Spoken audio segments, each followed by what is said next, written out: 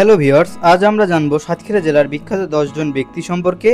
তো চলুন শুরু করা যাক আজকের এই ভিডিওটি।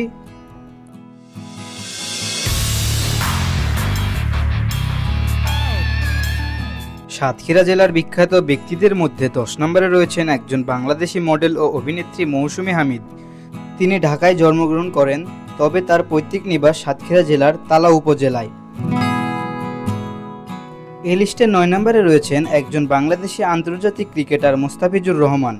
তিনি 6 সেপ্টেম্বর 1995 সালে সাতক্ষীরা জেলায় জন্মগ্রহণ করেন। 2015 সালে বাংলাদেশ জাতীয় দলের হয়ে অভিষেক হয় মোস্তাফিজুর রহমানের। এরপর এই লিস্টের 8 নম্বরে রয়েছেন বাংলাদেশের একজন প্রথিতযশা চিত্রকর সৈয়দ জাহাঙ্গীর।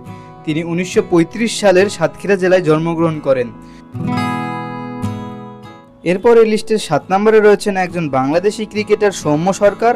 তিনি 25 ফেব্রুয়ারি 1993 সালে সাতক্ষীরা জেলায় জন্মগ্রহণ করেন। লিস্টের 6 নম্বরে রয়েছেন বাংলাদেশের একজন বরেণ্য কণ্ঠশিল্পী নীলুফার ইয়াসমিন।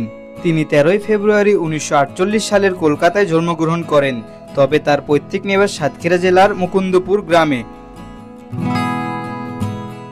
এই লিস্টের 5 নম্বরে রয়েছেন একজন বাংলাদেশি অভিনেতা এবং আবৃত্তিকার জয়ন্ত চট্টোপাধ্যায়। তিনি 28 জুলাই 1946 সালে সাতক্ষীরা জেলায় জন্মগ্রহণ করেন। এই লিস্টের 4 নম্বরে রয়েছেন ঊনবিংশ শতাব্দীর একজন প্রখ্যাত শিক্ষাবিদ, শিক্ষা সংস্কারক ও সমাজ হিতৈষী খান বাহাদুর আহসানুল্লাহ। তিনি 26 ডিসেম্বর 1873 সালে সাতক্ষীরা জেলায় জন্মগ্রহণ করেন। এরপর এই লিস্টে 3 নম্বরে রয়েছেন একজন বাংলাদেশি রাজনীতিবিদ এম রিয়াছাদ আলী। তিনি 19 জানুয়ারি 1932 সালে সাতক্ষীরা জেলায় জন্মগ্রহণ করেন। এরপর এই লিস্টে 2 নম্বরে রয়েছেন একজন বাংলাদেশি নেপথ্য সঙ্গীত শিল্পী সাবিনা ইয়াসমিন। তিনি 4 সেপ্টেম্বর 1954 সালে ঢাকায় জন্মগ্রহণ করেন, কিন্তু তার পৈতৃক বাড়ি সাতক্ষীরা জেলায়। সর্বশেষ এই লিস্টের 1 নম্বরে রয়েছেন বাংলাদেশের রাজনীতিবিদ ও আইনজীবী অ্যাডভোকেট শেখ আনসার আলী। তিনি আনুমানিক 1942 সালে সাতক্ষীরা জেলায় জন্মগ্রহণ করেন।